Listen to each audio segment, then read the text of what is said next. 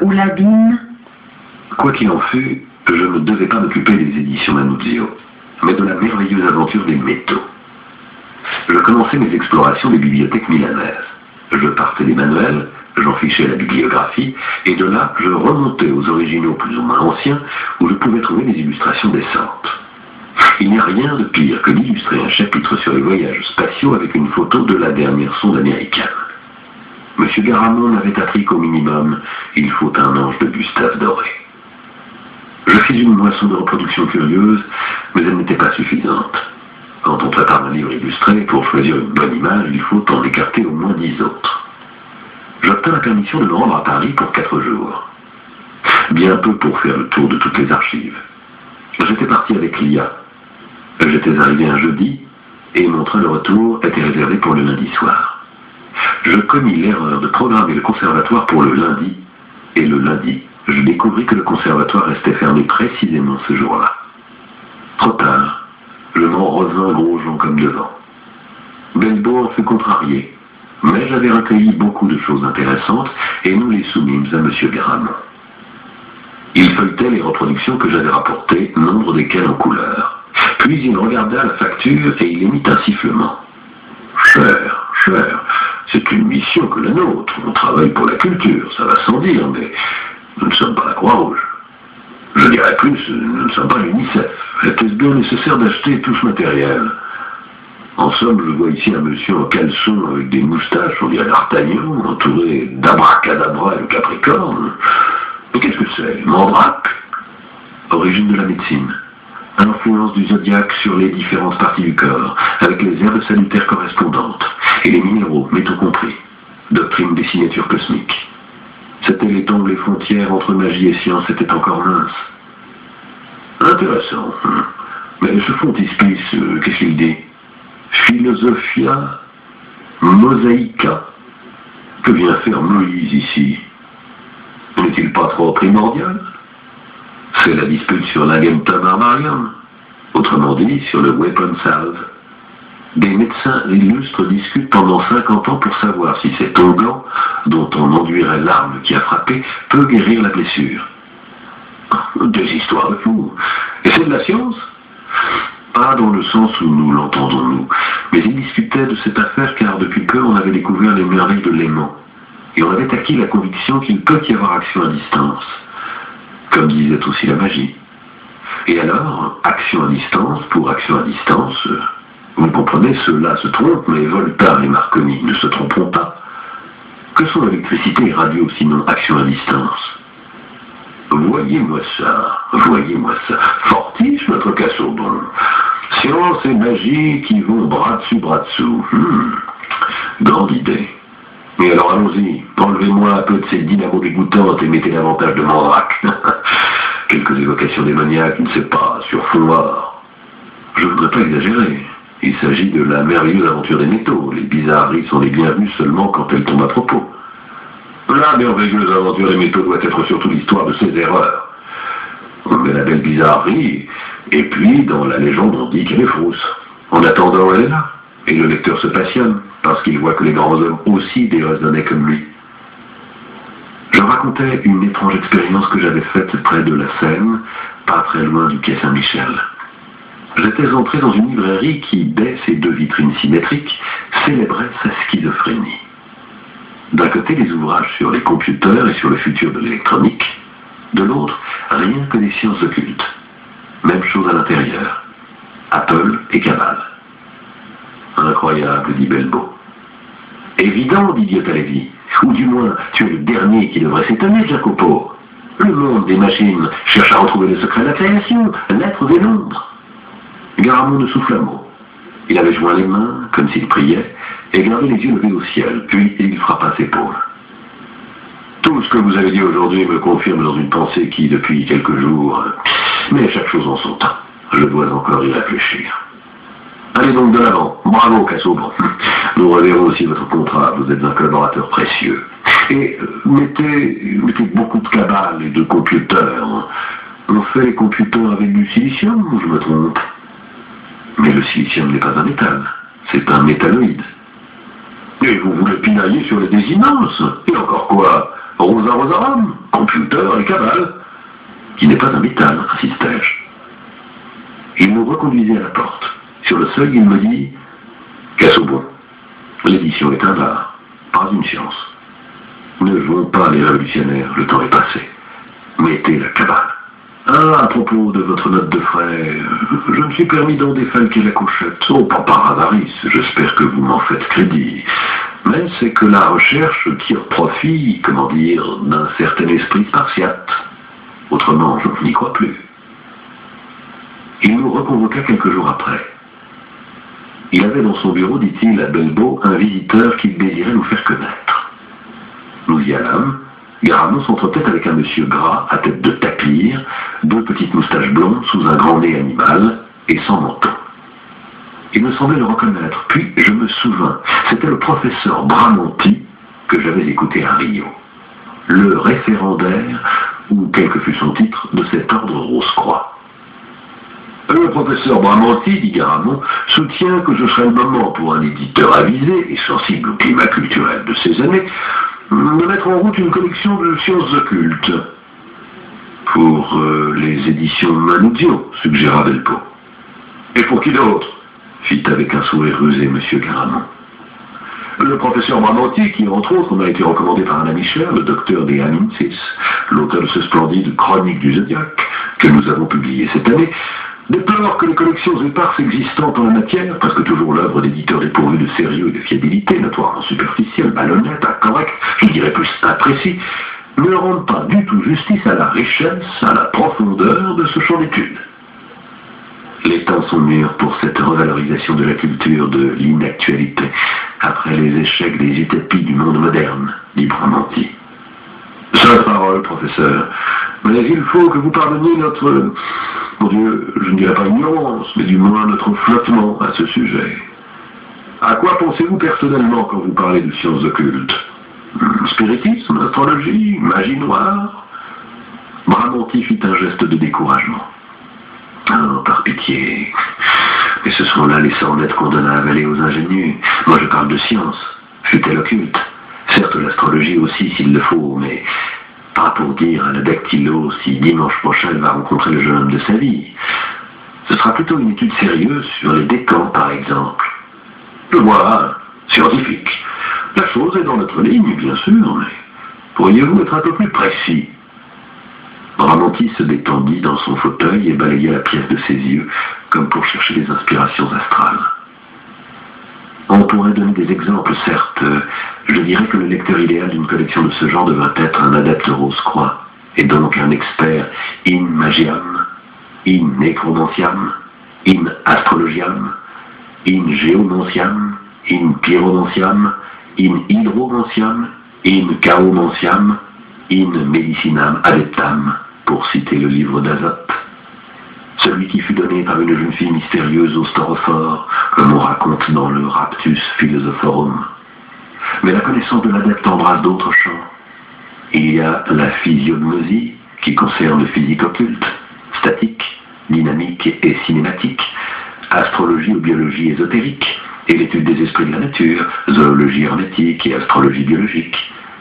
Ajoutez la cosmognosie, qui étudie l'astrologie mais sous l'aspect astronomique, cosmologique, physiologique, ontologique, ou l'anthropognosie, qui étudie l'anatomie homologique, les sciences divinatoires, la physiologie fluidique, la psychurgie, l'astrologie sociale et l'hermétisme de l'histoire. Puis il y a les mathématiques qualitatives, c'est-à-dire, vous le savez mieux que moi, l'arithmologie. Mais les connaissances préliminaires postuleraient la cosmographie de l'invisible, magnétisme, aura, sommeil, fluide, psychométrie et voyance. Et en général, l'étude des 5 autres sens hyperphysiques, pour ne rien dire de l'astrologie horoscopique, qui est déjà une dégénérescence du savoir quand elle n'est pas menée avec les précautions d'usage. Et puis, physiognomonie, lecture de la pensée, art divinatoire, tarot, clé des songes, jusqu'au degré supérieur, comme prophétie et extase. On demandera des informations suffisantes sur les maniements fluidiques, alchimie, spagyrie, télépathie, exorcisme, magie cérémonielle et évocatoire, théurgie de base. Pour l'occultisme véritable, je conseillerais des explorations dans les champs de la cabale primitive, brahmanisme, gymnosophie, hiéroglyphique de Memphis, phénoménologie templière, insinua Belbo, Bramanti s'illumina. Sans nul doute, mais j'oubliais d'abord quelques notions de nécromancie et sorcellerie des races non blanches. Onomancie, fureur prophétique, thaumaturgie volontaire, suggestion, yoga, hypnose, somnambulisme, chimie mercurielle. Vronsky, pour la tendance mystique, conseillait de ne pas oublier les techniques des possédés de Loudun, des convulsionnaires de Saint-Lédard, les breuvages mystiques, vin d'Égypte, élixir de vie et aquatofana. Pour le principe du mal, mais je comprends qu'ici on arrive à la section la plus réservée d'une collection possible, je dirais qu'il faut se familiariser avec les mystères de Belzébuth, comme autodestruction, et de Satan comme prince détrôné, d'Eurononius, de Moloch, incubes et succubes. Pour le principe positif, mystère céleste de Saint-Michel, Gabriel et Raphaël, et des agathodémons. Puis mystère d'Isis, de Mitra, de Morphée, de Samothrace et d'Éleusis, et les mystères naturels du sexe viril, Phallus, bois de vie, clé des sciences, Baphomet, Maillet, les mystères naturels du sexe féminin, Cérès, Céis, Pater, Cybèle, Astarté. Monsieur Garamond se pencha en avant avec un sourire insinuant. Vous n'avez pas négligé les gnostiques. Mais bien sûr que non. Bien que sur ce sujet spécifique beaucoup de pacotilles circulent, et tout ça est peu sérieux, quoi qu'il en soit, tout occultisme sain est une gnose. C'est bien ce que je disais, dit Garamond. Et tout cela suffirait, dit Belbo d'un ton doucement interrogatif. Bramanti gonfla les joues, se changeant d'un seul coup de tapis en hamster.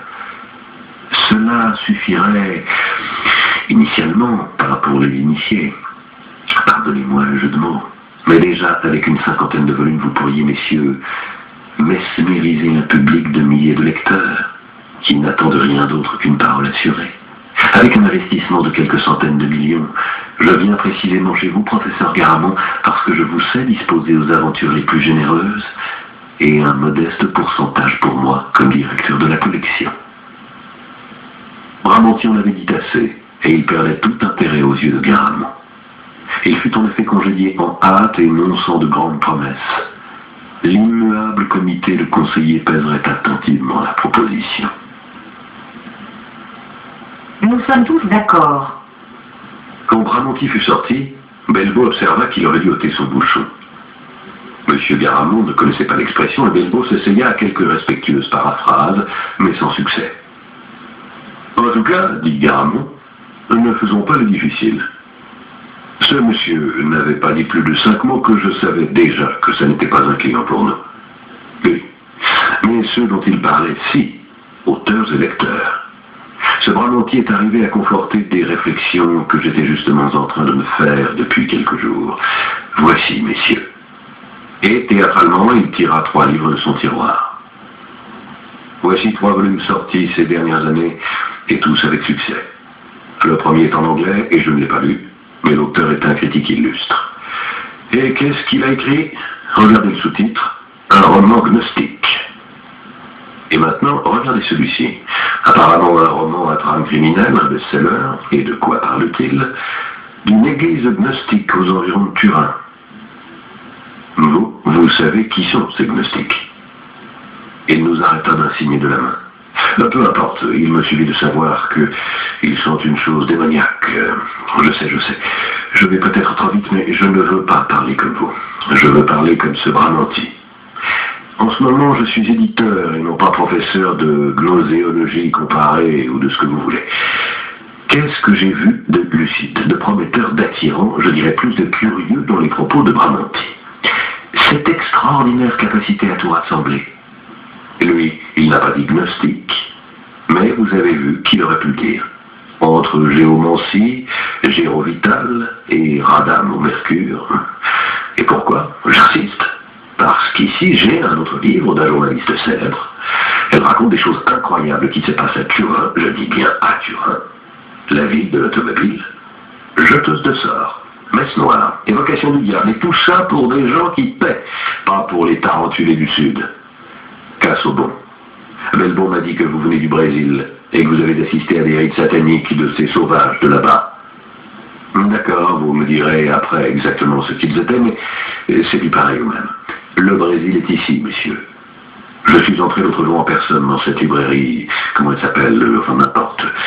C'était une librairie qui, il y a 6 ou 7 ans, vendait des textes anarchistes, révolutionnaires, Tupamaros, terroristes, je dirais plus marxistes. Eh bien, comment elle s'est recyclée? Avec les choses dont parlait Bramantine.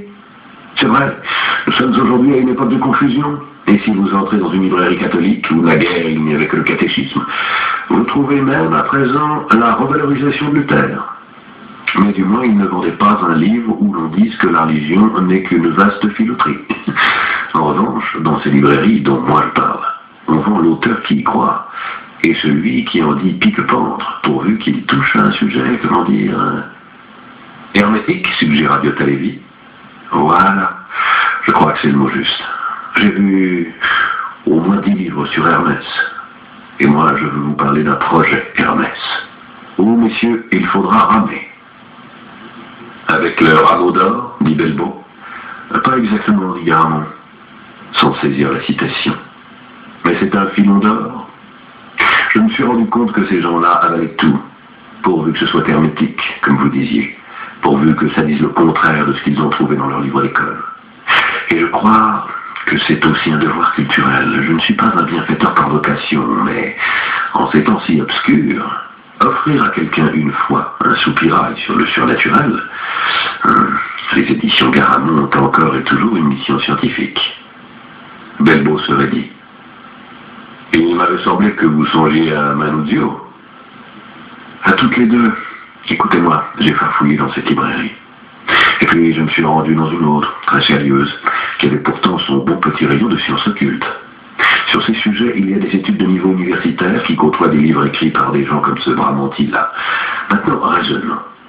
Ce Bramantine-là n'a peut-être jamais rencontré les auteurs universitaires, mais il les a lus. Et il les a lus comme s'ils étaient ses égaux. Ce sont des gens qui pensent que tout ce que vous leur dites se réfère à leurs problèmes. Comme l'histoire du chat que les deux conjoints se disputaient pour leur divorce, et lui pensait qu'il discutait des abattis pour son déjeuner. Vous l'avez vu, vous aussi, Belbeau. Vous avez balancé l'histoire de la chose templière et lui, tout de suite, ok, les templiers aussi, et la cabale, et le loto, et le mar de café.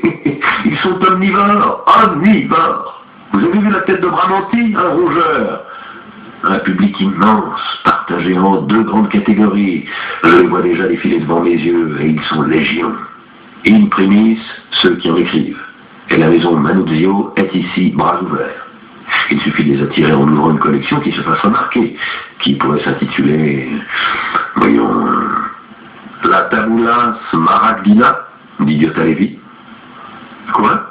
Non, trop difficile. À moi, par exemple, ça ne me dit rien. Il faut quelque chose qui rappelle quelque chose d'autre. Isis dévoilée, dis-je. Isis dévoilée. Ça sonne bien, bravo, Cassourbon. Il y a du Toutankhamon là-dedans, du scarabée des pyramides. Isis dévoilée. Avec une couverture légèrement sorcelante, mais pas trop. Et poursuivons ensuite. Il y a la deuxième troupe, ceux qui achètent. Mais, mes amis, vous me dites que Manuzio n'est pas intéressé par ceux qui achètent. C'est le médecin qui en a décidé. Cette fois, nous vendons les Manuzio, messieurs. Ce sera un saut qualitatif. Restent enfin les études de niveau scientifique, et là, les éditions Garamond entrent en scène. À côté des études historiques et des autres collections universitaires, nous trouvons un conseiller sérieux et publiant 3 ou 4 livres par an, dans une collection sérieuse, rigoureuse, avec un titre explicite mais pas pittoresque. Hermetica, dit Biota Lévy.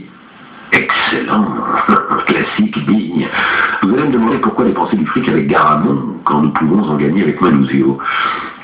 Mais la collection sérieuse sert d'appôt, attire des personnes sensées qui feront d'autres propositions, indiqueront des pistes. Et puis, elles attirent les autres, les Bramantines, qui seront déviés sur Manuzio. Le projet Hermès me paraît un projet parfait. Une opération propre, rentable, qui renforce le flux idéal entre les deux maisons. Messieurs, au travail. Visitez des librairies, établissez des bibliographies, demandez des catalogues, voyez ce qui se fait dans les autres pays. Et puis, qui sait combien de gens se sont succédés devant vous, qui portaient des trésors d'un certain type, et vous les avez liquidés, parce que ça ne vous servait pas. Et j'y tiens, Cassourbon. Dans l'histoire des métaux aussi, mettons un peu d'alchimie. L'or est un métal, je veux l'espérer. Les commentaires à plus tard. Vous savez que je suis ouvert aux critiques, suggestions, contestations, comme il est d'usage entre personnes de culture. Le projet devient exécutoire à partir de cet instant. Madame Grazia, faites entrer ce monsieur qui patiente depuis 2 heures. On ne traite pas ainsi un auteur, dit-il en nous ouvrant la porte et en cherchant à se faire entendre jusque dans la salle d'attente. Des gens que l'on rencontre dans la rue. J'avais cru que le projet Hermès était une idée à peine ébauchée. Je ne connaissais pas encore M. Garamond. Tandis qu'au cours des jours suivants, je m'attardais dans les bibliothèques pour chercher les illustrations sur les métaux, chez Manuzio, ils étaient déjà au travail. 2 mois plus tard, je trouvais sur la table de Belbo un numéro fraîchement imprimé du Parnasse Notrien, avec un long article « Renaissance de l'occultisme », où l'hermétiste bien connu, le docteur Möbius, pseudonyme flambant neuf de Belbo, qui avait ainsi gagné ses premiers deniers sur le projet Hermès, parlait de la miraculeuse renaissance des sciences occultes dans le monde moderne et annonçait que les éditions Manuzio entendaient se lancer dans cette voie avec la nouvelle collection Isis dévoilée. Pendant ce temps-là, M. Garamond avait écrit une série de lettres aux différentes revues d'hermétisme, astrologie, tarot, ovnilogie, signifiant d'un nom quelconque et demandant des informations sur la nouvelle collection annoncée par les éditions Manuzio. Au sujet de quoi les rédacteurs des revues en question lui avaient téléphoné pour demander des informations, et lui, il avait fait le mystérieux, disant qu'il ne pouvait encore révéler les 10 premiers titres, qui étaient par ailleurs en fabrication. De façon que l'univers des occultistes, certainement fort agité par les incessants roulements de tam-tam, était désormais au courant du projet Hermès. Déguisons-nous en fleurs, nous disait M. Garamond qui venait de nous convoquer dans la salle de la Matemonde, et les abeilles viendront. Mais ce n'était pas tout. Garamond voulait nous montrer le dépliant. Dépliante, comme il l'appelait lui. Mais c'est ainsi qu'on dit dans les maisons d'édition milanaises, comme on dit Citroën et Renault. Une chose simple, 4 pages, mais sur papier glacé. La première page reproduisait ce que devait être le schéma de la couverture de la série. Une sorte de sceau en or. C'est le pentacle de Salomon, expliquait Garamond, sur fond noir. Le bord de la page souligné par une frise qui évoquait un entrelac de svastika. La svastika asiatique, précisait Garamond, celle qui va dans le sens du soleil, par la nazie qui va dans le sens des aiguilles d'une montre. En haut, à la place du titre des volumes, une inscription. Il y a plus de choses dans le ciel et sur la terre. Dans les pages intérieures, on célébrait les gloires des éditions Manuzio, au service de la culture, puis, avec quelques slogans efficaces, on touchait au fait que le monde contemporain requiert des certitudes plus profondes et lumineuses que celles que peut donner la science. De l'Égypte, de la Chaldée, du Tibet, une sapience oubliée pour la renaissance spirituelle de l'Occident. Belbo lui demanda à qui étaient destinés les dépliants. Et Garamond sourit comme sourit, aurait dit Belbo, l'âme damnée de Rocambole. Je me suis fait envoyer de France l'annuaire de toutes les sociétés secrètes existantes aujourd'hui dans le monde, et ne me demandez pas comment il peut y avoir un annuaire public des sociétés secrètes. Il existe. Le voici. Édition Henri Verrier, avec adresse, numéro de téléphone, code postal. Plutôt, vous, Belbo, vous allez le voir et éliminer les sociétés qui n'ont pas d'intérêt pour nous. Car je m'aperçois qu'il y a aussi les Jésuites, le Pouce d'Ailly, les Carbonari, le Rotary Club. Mais cherchez toutes celles qui sont teintées d'occultisme. J'en ai déjà coché quelques-unes. Il feuilletait. Voilà. Absolutiste, qui croit en métamorphose. Etherius Society en Californie, relation télépathique avec Mars. Astara de Lausanne, jurement de grand secret absolu. Atlanteans en Grande-Bretagne, recherche du bonheur perdu. Builders of the Alitum en Californie, alchimie, cabale, astrologie. Cercle EB de Perpignan, consacré à Hathor, déesse de l'amour et gardienne de la montagne des morts. Cercle Eliphas Levi de Maule, je ne sais pas qui est ce Levi, ça doit être cet anthropologue français, ou comme on veut bien le qualifier. Chevalier de l'Alliance Templière de Toulouse, Collège druidique des Gaules, Convent spiritualiste de Jéricho, Cosmic Church of Trust en Floride, Séminaire traditionnaliste d'école en Suisse, Mormon, ceux-là je les ai même trouvés une fois dans un polar, mais peut-être n'y en a-t-il plus. Église de Mitra à Londres et à Bruxelles, Église de Satan à Los Angeles, Église luciférienne unifiée de France, Église rosicrucienne apostolique à Bruxelles, enfants de ténèbres ou ordre vert en côte de l'or. Peut-être pas ceux-là, qui sait en quelle langue ils écrivent. Escuela Hermetista Occidental de Montevideo, National Institute of Kabbalah de Manhattan, Central Ohio Temple of Hermetic Science, Tetragnosis de Chicago, Frères anciens de la Rose-Croix de Saint-Cyr-sur-Mer, Fraternité Johannite pour la résurrection templière à Cassel, Fraternité internationale d'Isis à Grenoble, Ancien Bavarian illuminé de San Francisco, The Sanctuary of the Gnosis de Sherman Oaks, Gale Foundation of America, Sociedad do Graal de Brésil, Hermetic Brotherhood of Luxor, Lectorium Rosicruciarium en Hollande, Mouvement du Graal à Strasbourg, Temple of Blake Pentacle à Manchester, Odinist Fellowship en Floride, Ordre de la Jarretière, il doit y avoir là-dedans jusqu'à la Reine d'Angleterre, Ordre du Vril, maçonnerie néo-nazie sans adresse, Militia Templi de Montpellier, Ordre souverain du Temple solaire à Monte-Carlo, Rose-Croix de Harlem, vous comprenez même les nègres maintenant, Vita, association luciférienne d'obédience celtique, ils invoquent les 72 génies de la cabane. En somme, dois-je continuer? Elles existent vraiment toutes, demanda Belbeau, et davantage encore. Au travail, faites la liste définitive et puis nous expédions. Même s'il s'agit d'étrangers. Entre ces gens-là, les nouvelles voyages. Maintenant, il ne reste plus qu'une chose à faire. Il faut circuler dans les bonnes librairies et parler non seulement avec les libraires, mais aussi avec les clients. Laissez tomber en vos propos qu'il existe une collection avec telle ou telle caractéristique. Yottalevi lui fit remarquer qu'ils ne pouvaient pas, eux, s'exposer de la sorte. Il fallait trouver des démarcheurs banalisés, et Garamond dit de les chercher pourvu qu'ils soient gratis. Belle prétention, commenta Belbeau une fois qu'ils furent revenus dans leur bureau. Mais les dieux du sous-sol nous protégeaient. Juste à cet instant, Lorenza Pellegrini entra, plus solaire que jamais. Belbeau devint radieux. Elle vit les dépliants qui piquèrent sa curiosité. Quand elle sut le projet de la maison d'à côté, son visage s'illumina. Magnifique! J'ai un ami super sympa, un ex-Tupamaro uruguayen qui travaille dans une revue appelée Picatrix. Il m'emmène toujours aux séances de spiritisme. Je me suis lié d'amitié avec un ectoplasme fabuleux. Désormais, il me demande toujours à peine il se matérialise. Belbeau regarda Lorenza, comme pour savoir quelque chose, puis il annonça. Je crois qu'il avait pris l'habitude de s'attendre de la part de Lorenza aux fréquentations les plus inquiétantes, mais qu'il avait décidé de s'inquiéter seulement de celles qui pouvaient jeter une ombre sur leur rapport d'amour. L'aimait-il? Et dans cette allusion à Picatrix, davantage que le fantôme du colonel, il avait entrevu celui de l'Uruguayen trop sympathique. Mais Lorenza parlait déjà d'autre chose, et nous révéla comment elle fréquentait beaucoup de ces petites librairies où on vend les livres qu'Isis dévoilée aurait voulu publier. Elles sont à voir, vous savez, était-elle en train d'expliquer.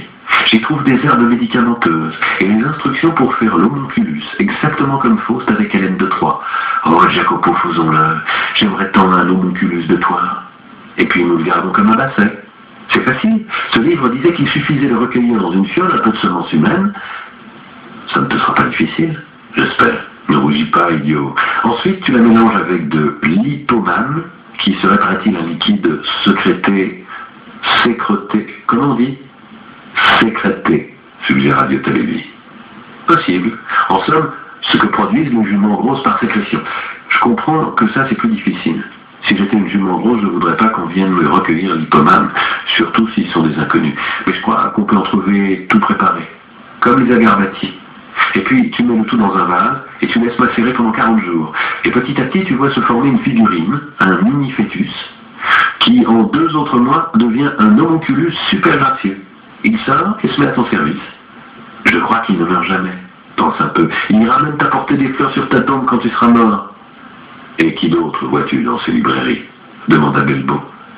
Des gens fantastiques, des gens qui parlent avec les anges, qui font de l'or, et puis des magiciens professionnels avec une tête de magicien professionnel. Comment c'est une tête de magicien professionnel? Ils ont d'habitude le nez aquilin, les sourcils comme un russe et des yeux d'aigle. Ils portent les cheveux sur le cou, comme les peintres d'autrefois, et la barbe, mais pas de rue, avec quelques plaques entre le menton et les joues, et leurs moustaches retombent en avant et descendent sur la lèvre en touffe, et par force, parce que la lèvre est très soulevée sur les dents, les pauvres, et leurs dents débordent, se chevauchant tout un peu. Ils ne le devraient pas avec ces dents-là, mais ils sourient avec douceur. Cependant que leurs yeux, je vous ai dit qu'ils étaient d'aigles, non, vous regardent d'une manière inquiétante. Facies hermetica, commenta Lyotta Lévy. Oui, vous voyez donc, quand il entre quelqu'un pour demander un livre, mettons avec des prières contre les esprits du mal, il suggère aussitôt au libraire le titre juste, et qui est celui que le libraire n'a pas. Mais si tu crées un lien d'amitié avec eux, et que tu demandes si c'est un livre efficace, ils sourient de nouveau avec compréhension, comme s'ils parlaient d'enfants, et te disent que devant ce genre de choses, il faut se méfier. Puis, ils te citent des cas de diables qui ont fait des trucs horribles à leurs amis.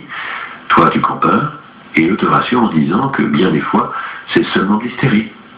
Bref, on ne sait jamais s'ils y croient ou pas. Souvent, les libraires me font cadeau de baguettes d'encens. Une fois, il m'a donné une petite main en ivoire contre le mauvais œil. Alors, à l'occasion, lui avait dit Belbo, quand tu te balades par là-bas, demande s'ils sont au courant de cette nouvelle collection Manuzio, et qui pourra même faire voir le dépliant. Lorenza s'en alla avec une dizaine de dépliants. J'imagine que dans les semaines qui ont suivi, elle a dû bien travailler, elle aussi. Mais je ne croyais pas que les choses puissent avancer si vite. Au bout de quelques mois, Madame Grabien n'arrivait déjà plus à faire front devant les diaboliques, comme nous avions défini les ACA avec des intérêts occultistes. Et ainsi que le voulait leur nature, ils furent légion. Invoque les forces. Nous fûmes vernis, et nous eûmes un premier entretien de très haute qualité, du moins en vue de notre initiation. Pour l'occasion, le trio était au complet. Belbo, Lyotta Lévy et moi. Et il s'en fallut de peu qu'à l'entrée de notre hôte, nous ne poussions un cri de surprise. Il avait la facies hermetica décrite par Lorenza Pellegrini. Et par-dessus le marché, il était vêtu de noir. Il entra en regardant autour de lui avec circonspection et se présenta. Professeur Canestrès. À la question « Professeur de quoi ?», il fit un geste vague, comme pour nous inviter à la réserve. « Veuillez m'excuser, nous dit-il. Je ne sais pas si vous vous occupez du problème d'un point de vue purement technique, commercial, ou si vous êtes lié à quelques groupes initiatiques. » Nous le rassurâmes. « Ce n'est point excès de prudence de ma part, dit-il. Mais je n'aurais pas envie d'avoir des rapports avec quelqu'un de l'OTO. » Puis, devant notre perplexité, Ordo Templi Orientis, le conventicule des derniers prétendus fidèles d'Aleister Crowley. Je vois que vous êtes étrangers, messieurs, à... Mieux vaut ainsi. Il n'y aura pas de préjugé de votre part. Il accepta de s'asseoir. Car voyez-vous, l'œuvre que je voudrais maintenant vous présenter s'oppose courageusement à Crowley. Nous tous, moi compris, sommes encore fidèles aux révélations du Liber Alvel Legis, qui, comme sans doute vous le savez, fut dicté à Crowley en 1904, au Caire, par une intelligence supérieure nommée Aiwaz. Et c'est à ce texte que s'en tiennent les partisans de l'OTO, aujourd'hui encore, et à ses 4 éditions. La première, desquelles précéda de 9 mois le début de la guerre dans les Balkans, la deuxième de 9 mois le début de la Première Guerre mondiale, la troisième de 9 mois la guerre sino-japonaise, la quatrième de 9 mois les massacres de la guerre civile espagnole. Je ne pus m'empêcher de croiser les doigts. Il s'en aperçut et sourit funèbre. Je comprends votre hésitation. Vu que ce que je vous apporte maintenant est la 5e proposition de ce livre, qu'arrivera-t-il dans 9 mois? Rien, rassurez-vous, car ce que je propose est le Liber Legis augmenté, étant donné que j'ai eu la fortune d'être visité non point par une simple intelligence supérieure, mais par Al lui-même, principe suprême, autrement dit, Or par Krat, qui serait le double ou le jumeau mystique de Ra Or Quit. Mon unique préoccupation, ne serait-ce que pour empêcher les influences néfastes, c'est que mon ouvrage puisse être publié pour le solstice d'hiver. C'est envisageable, dit Belbo encourageant. J'en suis vraiment heureux. Le livre fera du bruit dans les milieux initiatiques. Parce que, comme vous pouvez le comprendre, ma source mystique est plus sérieuse et digne de crédit que celle de Crowley. Je ne sais comment Crowley pouvait mettre en œuvre les rituels de la bête sans tenir compte de la liturgie de l'épée. Ce n'est qu'en dégainant l'épée que l'on comprend ce qu'est le Mahapralaya, autrement dit le 3e œil de Kundalini. Et puis, dans son arithmologie entièrement fondée sur le nombre de la bête, il n'a pas considéré 93, 118, 444, 868 et 1001 les nouveaux nombres. Que signifie-t-il demanda Diotallevi aussitôt excité. Ah, dit le professeur Camestrès, comme on le disait déjà dans le premier Liber Legis, chaque nombre est infini et il n'y a pas de différence. Je comprends, dit Belbo. Mais ne pensez-vous pas que tout cela est un peu obscur pour le lecteur moyen? Camestrès sauta presque sur sa chaise. Mais c'est absolument impensable. Qui comprendrait ces secrets sans la préparation obligée chuterait dans l'abîme? Déjà, à les rendre publics de façon voilée, je cours des risques. Croyez-moi, j'évolue dans le domaine de l'adoration de la bête, mais de manière plus radicale que Crowley. Vous verrez mes pages sur le Congressus cum de Amone, les prescriptions pour les objets du temple, et l'union charnelle avec la femme écarlate, et la bête qu'elle chevauche. Crowley s'était arrêté au congrès charnel dit contre nature. Moi, je cherche à porter le rituel au-delà du mal, tel que nous le concevons. J'effleure l'inconcevable, la pureté absolue de la Goétia, le seuil extrême du Baobn et du Sabbat. Et il ne restait plus à Belpo qu'à sonder les possibilités financières de Camestrès. Il le fit avec de longues circonlocutions, et à la fin, il apparut que notre homme, comme déjà Bramanti, n'avait aucune intention de s'autofinancer. Commençait alors la phase de largage, avec demande enveloppée de garder le manuscrit dactylographié en examen pendant une semaine, et puis on verrait. À ces mots, Camestrès avait serré le manuscrit contre sa poitrine en affirmant qu'on ne l'avait jamais traité avec pareille défiance, et il était sorti en laissant comprendre qu'il avait des moyens peu communs pour nous faire regretter de l'avoir offensé. En un court laps de temps, nous eûmes cependant une dizaine de manuscrits assez abondants. Il fallait un minimum de choix, vu que nous voulions aussi les vendre. Puisqu'il était exclu que nous puissions tout lire, nous consultions les tables de matière en donnant un coup d'œil, puis nous nous communiquions nos découvertes. De cela découle une extraordinaire question. J'ai repéré un texte sur les civilisations disparues et les pays mystérieux, disait Belbo. Il paraît qu'au début existait un continent de Mu, du côté de l'Australie, et que de là se sont ramifiés les grands courants migratoires. L'un va dans l'île d'Avalon, un autre dans le Caucase et aux sources de l'Indus, puis il y a les Celtes, les fondateurs de la civilisation égyptienne, et enfin l'Atlantide. Vieille lune, des messieurs qui écrivent des livres sur Mu. Je vous en balance sur cette table autant que vous voulez, disais-je. Mais celui-là paiera peut-être. Et puis il y a aussi un très beau chapitre sur l'émigration grecque dans le Yucatan. Il parle du bas-relief d'un guerrier à Chichen Itza, qui ressemble à un légionnaire romain. 2 gouttes d'eau. Tous les casques du monde ont soit des plumes, soit des crinières de cheval, dit Diotallevi. Ça n'est pas une preuve. Pour toi, pas pour lui. Lui, il trouve des adorations du serpent dans toutes les civilisations et il en déduit qu'il y a une origine commune. Qui n'a pas adoré le serpent, dit Diotallevi, sauf naturellement le peuple élu. Ah oui, eux, ils adoraient les veaux. Ce fut un moment de faiblesse. Moi, par contre, celui-ci, je l'écarterais, même s'il paie. Celtisme et arianisme, Kali Yuga, déclin de l'Occident et spiritualité SS, il se peut que je sois paranoïaque, mais il me semble nazi. Pour Garamond, ça n'est pas nécessairement une contre-indication. Oui, mais il y a une limite à tout. En revanche, j'en ai vu un autre sur des gnomes, ondines, salamandres, elfes et sylphides, fées. Pourtant, là aussi, les origines de la civilisation arienne entrent dans la danse. On dirait que les SS naissent des 7 nains. Pas les 7 nains, ce sont les Nibelungen. Mais ceux dont on parle, c'est le petit peuple irlandais. Et les méchantes sont les fées, les tout petits sont les bons, juste un peu taquins. Mais de l'autre côté, et vous, Casaubon, qu'est-ce que vous avez vu? Oh, seulement un texte curieux sur Christophe Colomb. Il analyse sa signature et y trouve jusqu'à une référence aux pyramides. Son but était de reconstruire le temple de Jérusalem, étant donné qu'il était grand maître des Templiers en Égypte. Comme il était notoirement un juif portugais et donc expert kabbaliste, c'est avec des évocations talismaniques et qu'il a calmé les tempêtes et dompté le scorbut. Je n'ai pas regardé les textes sur la Kabbale parce que j'imagine que Diotallevi les a vus. Tous avec des lettres hébraïques erronées, photocopiées dans les brochures à 4 sous, sur la clé des songes. Attention, que nous sommes en train de choisir des textes pour Isis dévoilés.